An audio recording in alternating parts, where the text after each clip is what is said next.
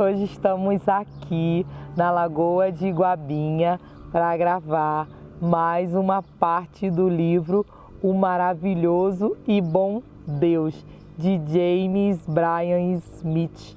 Estamos no capítulo 8, segundo dia. Se você ainda não curtiu, não compartilhou e não se inscreveu, vai lá, curta, compartilha e se inscreva no nosso canal. A importância de você compartilhar é que muitas pessoas são cansadas por essa leitura. Muitas pessoas alcançam uma libertação que não só a oração vai mudar, mas também a ação. E muitas vezes, para termos ação, é necessário uma orientação. Então compartilha, mesmo que você ache que aquela pessoa não tem jeito, mesmo que você ache que acabou, não tem mais jeito, para essa pessoa não tem jeito, para mim não tem mais jeito, mas para o Senhor tem jeito. Compartilha, se inscreva no nosso canal, divulgue as nossas leituras, para que o Senhor abençoe não só a sua casa, mas outras pessoas também sejam alcançadas por uma vida plena. Vida plena? Vida plena. Vida plena é o quê? Saúde, paz, alegria em Deus. Somente em Deus temos uma vida plena. Somente em Deus temos alegria em meio às dificuldades, temos alegria em meio às enfermidades. Somente com o Senhor conseguimos alcançar uma verdadeira alegria e paz. Paz, nenhum vício, nenhuma droga, nenhuma bebida, nada, nada, nada, nada. Mulheres, homens, nada pode nos trazer alegria verdadeira. Verdadeira somente em Jesus. Somente em Jesus, somente com a ajuda dele, conseguimos levantar todos os dias, ficar de pé, fazer as nossas atividades, somente com a ajuda de Deus. Confia nele, entregue a sua vida ao Senhor. Não deixe que nada te distancie do Senhor. Aquele pecado do Carrie o distanciava de Jesus. Aquele pecado, embora ele sendo cristão, ele não conseguia deixar aquele pecado. Ele não conseguia abandonar aquilo que o prendia a essa terra. Aquilo que o trazia a ele e a sua família grande tristeza, grande angústia. Mas com a ajuda de Deus, leitura da palavra e auxílio de um pastor, de alguém que o orientou e o direcionou, ele conseguiu abandonar aquele pecado. Então, vamos iniciar a nossa leitura de hoje, mas creia que o Senhor, ele nunca irá te abandonar. O Senhor, ele nunca nos deixa. Nós que nos distanciamos dele. Vamos iniciar a leitura de hoje com o tema A Narrativa do Novo Testamento. Eu sou santo. A palavra de Deus diz que somos santos. Como temos feito no decorrer deste livro, precisamos substituir as narrativas falsas pela narrativa de Jesus. Destacamos anteriormente que Deus nos reconciliou para que pudéssemos viver com Ele em seu reino. Esse é o começo do processo de nos tornarmos as pessoas santas pelas quais Deus tanto espera. Greg Jones descreve a mudança de narrativa necessária. Ser perdoado por Deus, iniciar uma nova vida no reino de Deus, é ser transferido de uma narrativa, a narrativa do pecador que causa a morte, para a narrativa de reconciliação de Deus em Cristo. E nessa segunda narrativa, somos perdoados de nossos pecados, para que possamos aprender a nos tornar santos mediante a uma vida inteira de arrependimento e perdão. Jones está certo, nossas narrativas precisam mudar primeiro. A narrativa de que eu sou um pecador terrível, precisa ser substituída pela narrativa que estabelece: em Cristo não sou mais definido pelo pecado, estou reconciliado com Deus. O pecado foi derrotado. Jesus não somente perdoa o pecado de todas as pessoas e de todos os tempos, ele cancela o poder do pecado. Isso significa que todas as pessoas estão salvas. Apenas aquelas que clamam por seu nome experimentam esse perdão. Deus não quer apenas reconciliar-nos, Ele quer transformar-nos. Ele retira não apenas a culpa do pecado, mas também o poder do pecado. Aqueles que são seguidores de Cristo não apenas usufruem de sua obra na cruz, mas de fato participam pela fé da crucificação. A esse respeito, Paulo diz: pois sabemos que o nosso velho homem foi crucificado com ele, para que o corpo do pecado seja destruído e não mais sejamos escravos do pecado. Romanos 6,6. Nós não somente fomos perdoados, participamos da morte e ressurreição de Cristo. Eu não estou tentando viver uma vida sem pecado, como a vida de Jesus. Jesus, que viveu uma vida sem pecado, agora vive em mim.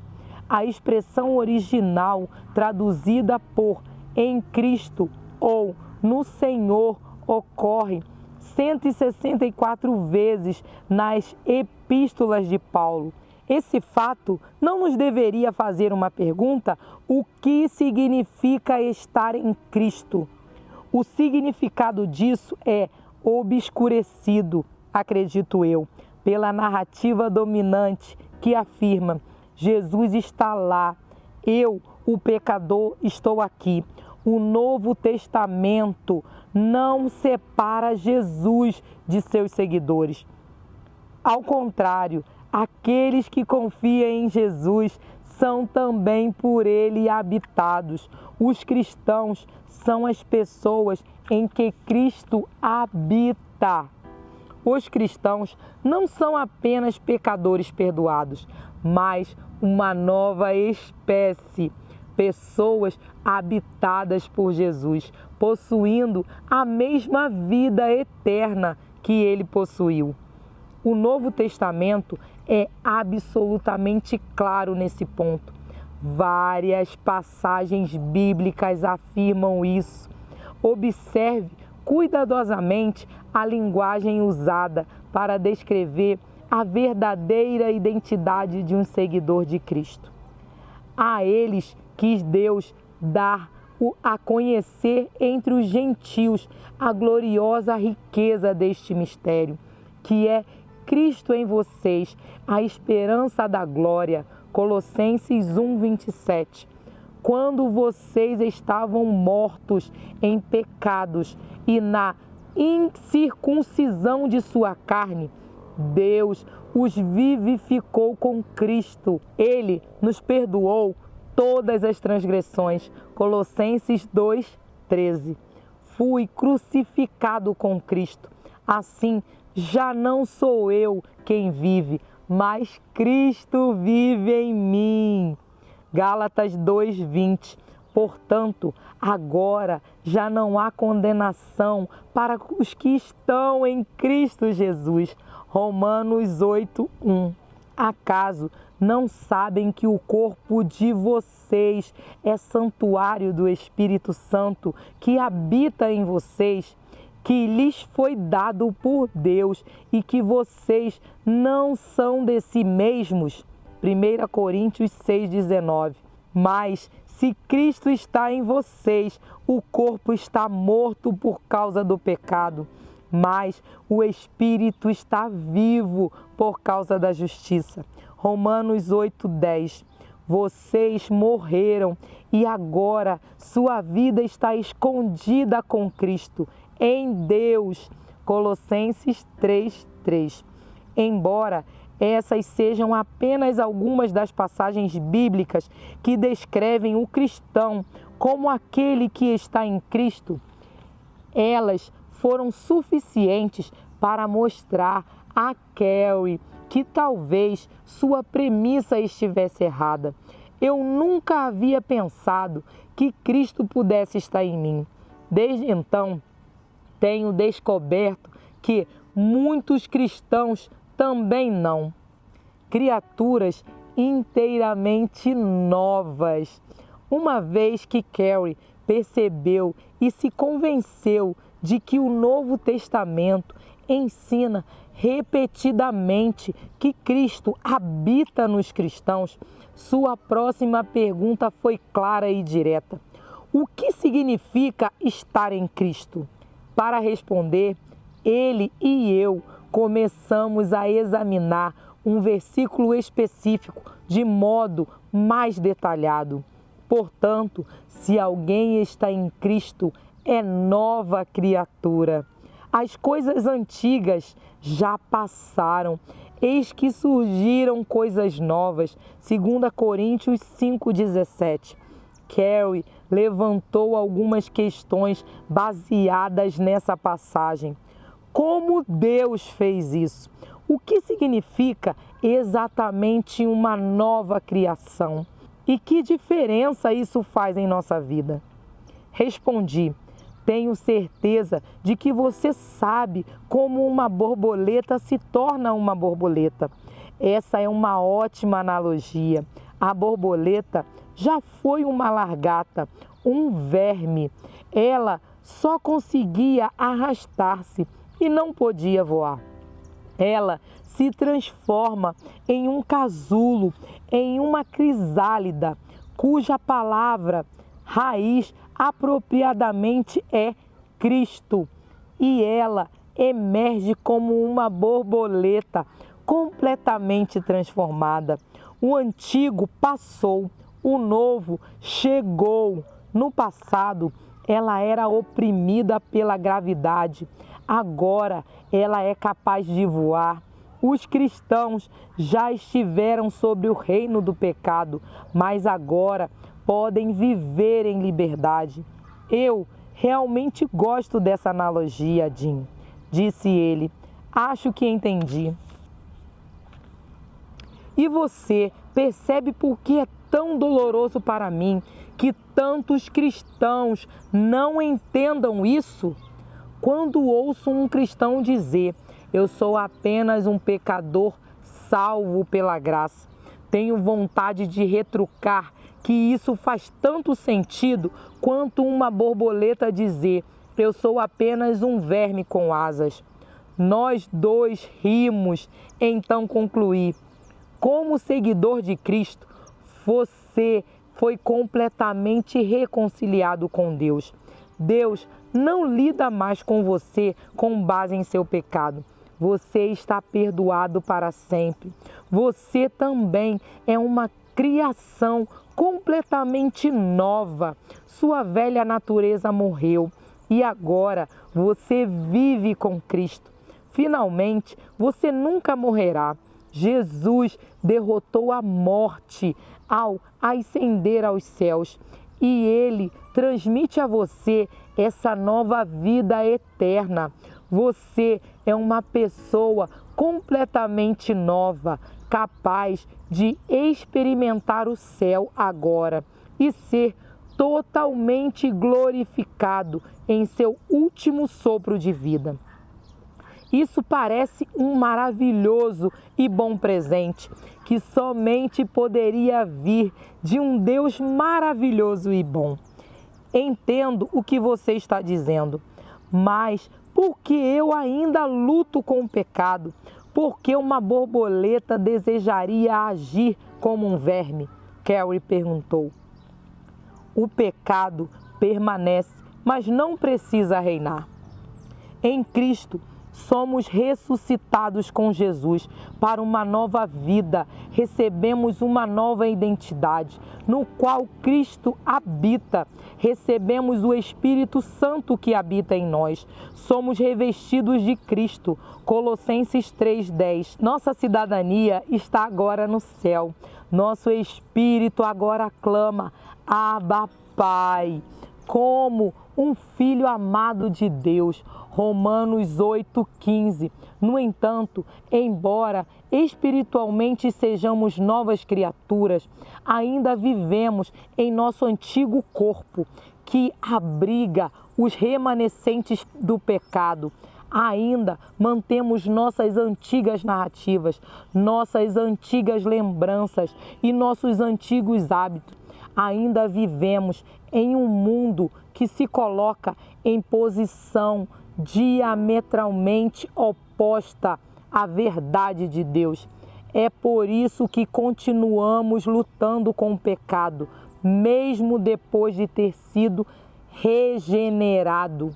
A Bíblia descreve isso como um conflito do espírito com a carne. A palavra carne, do grego sarx, refere-se a viver separado de Deus. Sarx é o que eu produzo quando estou desconectado de Deus e vivendo por minha própria conta. Paulo escreve: pois a carne deseja o que é contrário ao espírito, e o espírito o que é contrário à carne. Eles estão em conflito um com o outro, de modo que vocês não fazem o que desejam. Gálatas 5:17. Paulo estava escrevendo com o propósito de regenerar os cristãos, as pessoas em quem Cristo habita. A batalha entre sarx e o Espírito não termina quando descemos as águas do batismo. Na verdade, é precisamente aí que ela começa.